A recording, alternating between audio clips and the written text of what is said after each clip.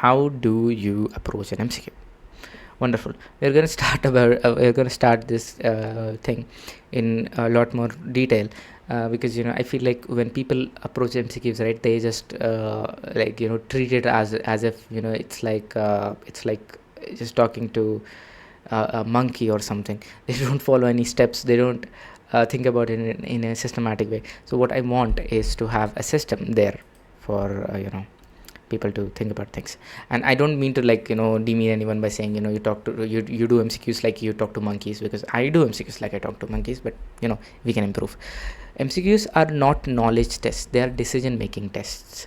You're training a process, not guessing answers. So before you even touch the question, the prerequisite is you need to check whether you have the relevant Q bank. Is this the Q bank that is going to be asked? Is this specific to the exam that I'm doing? Is this updated? Does this have PYQs, that is previous year questions? Because bad questions will lead to bad instincts. Bad questions will train you to have bad instincts. Now, one of the most high yield things that you will ever come across is previous year questions. Why do they matter the most? Because they help you understand the examiner mindset, they help you understand the patterns which are repeated, they help you understand the high yield framing, and they help you understand what is the boundary of the syllabus. They tell you how the questions are asked, not just what has been asked. Why PYQs outperform everything else? Because they prove the reason that they outperform everything else is they have a proven relevance. They have been for God's sake, they have already been asked. So their relevance is proven. None of the other methods' relevance is proven. They have this ability to test your difficulty, right? Like you once you do them, you will understand what the difficulty of this exam is and how you scale against it. The selection bias has been removed. The questions in that PYQ are the same questions which the examiner wants you to know. There is no bias in here, and there is no speculation, because this has already exactly been asked before. So if something has been asked before, it is already past the relevance filter. And now, order of importance, right? Order of material. This is non-negotiable. You need to firstly get done with your PYQs. Whatever happens, do your PYQs, previous year questions, then you do similar questions, then you do new questions, never the other way around. Now, how do you approach a single MCQ? Well, let's start. Step number 0. Don't look at the options. Never look at the options. Options are designed to distract you. They are not your friends. Step 1, you have to identify what kind of question is this. Is this a question where they're asking you the diagnosis? Are they asking you the next step? Are they asking you the investigation, management, complication, or mechanism? And this works for non-medical exams too. Maybe they're asking for inference or application or definition. Once you know what type of question is it, you need to ask, what is this examiner guy, girl, or person asking me? What are they trying to test here? Are they trying to test a recall? Are they trying to test a differentiation? Are they trying to test a trap? This one question will change everything. Step number 3, you now look at the stem. The stem is basically the part of the question which involves all the things which are required for you to solve the question. But in it, what are the most important things? You need to dissect the stem. You don't have to use every bit of information. You need to use the most important pieces of information, which include the time course. That is, how long has this, for example, symptom been happening, or how long ago for example, the patient presented to you, because time course is one of the most important key things.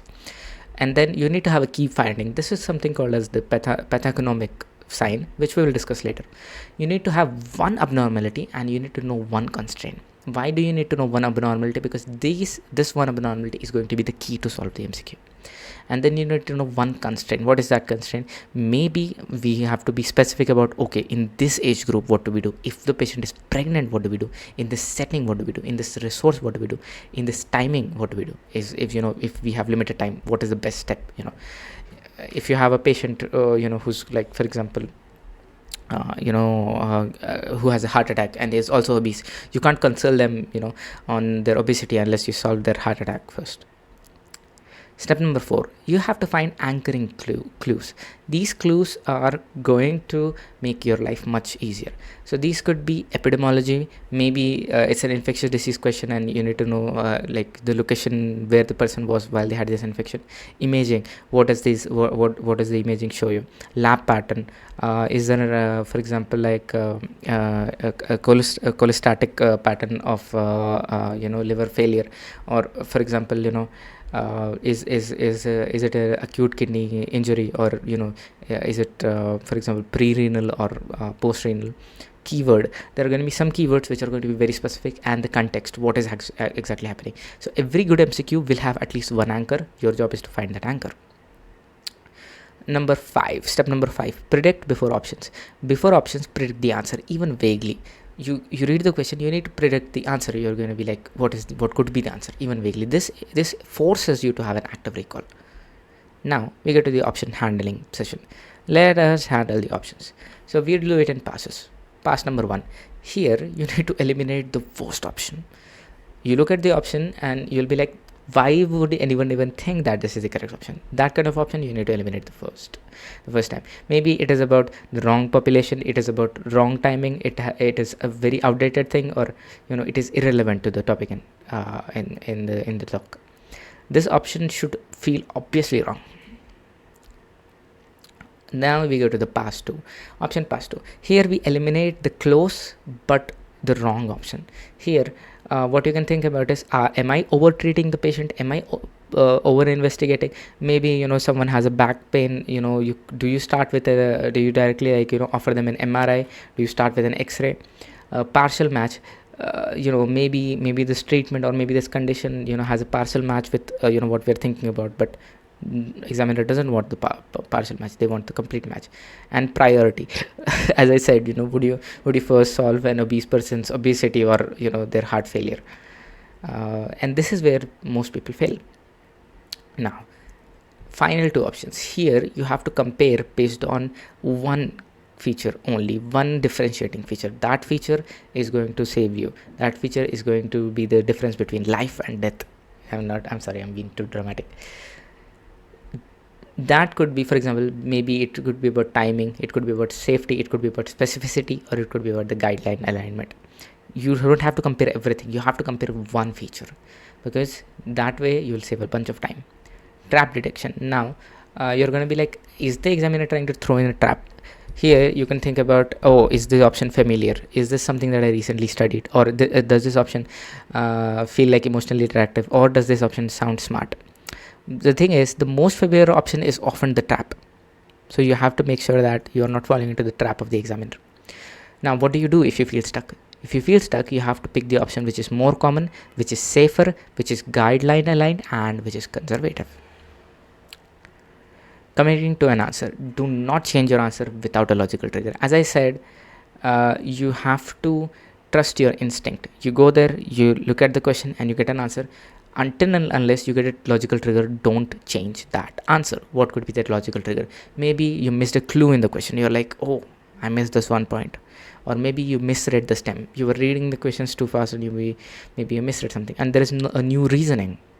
Never based on vibes. Never use your vibes to change answers. The first time that you're doing the question, trust your instinct. Next time, trust your logic. So after answering, this is where the real learning happens. Now you have answered, great job. What do I do now? Now we do post-question analysis. What I did, was I wrong? Was I right? What step did I fail? This is the feedback loop that we've been talking about. Based on this, what you could do is you could start a notebook for errors, and this is going to be a very short notebook, a very short notebook. Why? Because you're only going to include things which are repeated errors, which have been repeated more than 3 times. You're going to include things which are repeated errors, and they are conceptual gaps, and they are exam traps, and all of that you are going to do in 2 to 3 lines maximum. You have to write less, think more. Next, based on the information that you got from the feedback, you could create mnemonics. So here you are going to create mnemonics for things like pure recall list. For example, CYP 450 inhibitors and inducers, right? For that you need to have pure recall list, or for repeated facts. So that. And also, you should never use mnemonics for one-time info concepts, because you're just going to make a bible out of the mnemonic book. You need to make these two notebooks, the mistakes notebook and the mnemonic notebook, very short. So the full loop, what is going to be the system about? You have the question, you reason, you decide, you commit, you analyze, and you store if needed.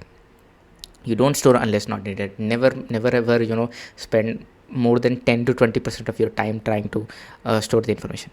MCQ success is not knowing more. It is about making fewer thinking errors. You need to make less errors, and that is only possible if you keep having a feedback loop.